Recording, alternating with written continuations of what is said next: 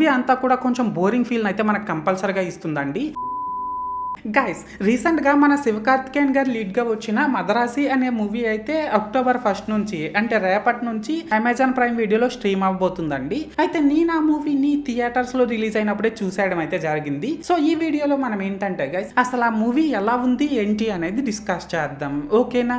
అయితే ఇక్కడ first of all ఈ మూవీలో స్పాయిలర్స్ లేకుండా బేసిక్ గా స్టోరీ లైన్ ఏంటంటే గైస్, సూసైడ్ చేసుకోవాలి అని ప్లాన్ లో ఉన్న మన హీరో రఘురామ్ కి ఎన్ఐఏ వాళ్ళు, I mean national investigation agency వాళ్ళు ఒక సీక్రెట్ మిషన్ పైన పంపిస్తారన్నమాట. అయితే ఇక్కడ ఏంటంటే గైస్, అసలు మన హీరో రఘురామ్ ఎందుకు సూసైడ్ చేసుకోవాలనుకుంటున్నాడు, అండ్ అంతేకాకుండా తనని ఒక సీక్రెట్ మిషన్ పైన పంపించారు కదా, అసలు ఆ మిషన్ ఏంటి, ఇలాంటివన్నీ కూడా మనం అయితే మూవీలో చూడాల్సి ఉంటుందండి. సో మొత్తానికి అర్థమైంది కదా స్టోరీ లైన్ ఏంటి అనేది. అయితే ఇప్పుడు ఈ మూవీలో నాకు కనిపించిన ప్లస్ పాయింట్స్ ఏంటంటే గైస్, దీని డైరెక్టర్ మురుగదాస్ గారి స్క్రీన్ ప్లే అండ్ డైరెక్షన్ కొన్ని ప్లేసెస్ లో అయితే పర్లేదండి, బానే ఉంది. అలాగే ఈ మూవీలో రఘురామ్ అనే క్యారెక్టర్ ప్లే చేసిన మన శివకార్తికేయన్ గారు ఎమోషనల్ సీన్స్ లో అండ్ యాక్షన్ సీక్వెన్సెస్ లో చాలా బాగా పెర్ఫార్మ్ చేశారండి. ఇంకా ఇందులో యాక్ట్ చేసిన రిమైనింగ్ యాక్టర్స్ అందరూ కూడా పర్లేదు, వాళ్ళ క్యారెక్టర్స్ కి తగ్గట్టు వాళ్ళు బాగానే పెర్ఫార్మ్ చేశారు. అండ్ ఇక్కడ లాస్ట్ గా ఏంటంటే గైస్, ఈ మూవీలో సినిమాటోగ్రఫీ వరకు, ఎడిటింగ్ వరకు, మన అనిరుద్ధ్ ఇచ్చిన BGM, production values, Telugu dubbing ఇవన్నీ కూడా పర్లేదండి, డీసెంట్ గానే ఉన్నాయి. అండ్ అంతేకాకుండా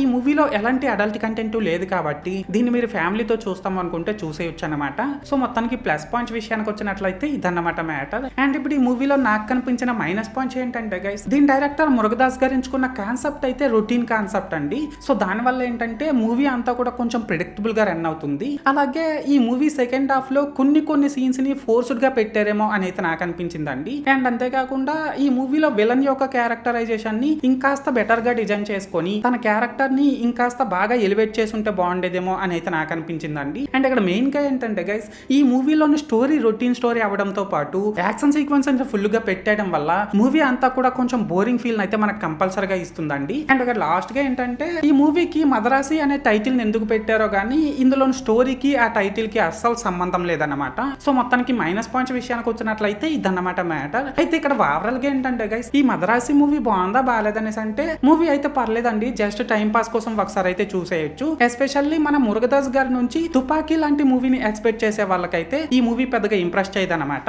అండ్ నేను ఈ మూవీకి 5 కి 2.25 రేటింగ్ ఇస్తున్నా. సో మీరు కూడా ఒకవేళ ముందే ఈ మూవీని చూసినట్లయితే మీరు ఈ మూవీకి ఎంత రేటింగ్ ఇస్తారో అది కామెంట్ సెక్షన్ లో చెప్పేయండి. అండ్ మీరు ఇంకా ఈ వీడియోని లైక్ చేయకపోతే వెంటనే లైక్ చేసేసి కింద హైప్ అని వస్తుంది దాన్ని కూడా కొట్టేసి మన ఛానల్ ని వెంటనే సబ్స్క్రైబ్ చేసుకొని నన్ను కొద్దిగా సపోర్ట్ కూడా చేసేయండి, ఓకేనా?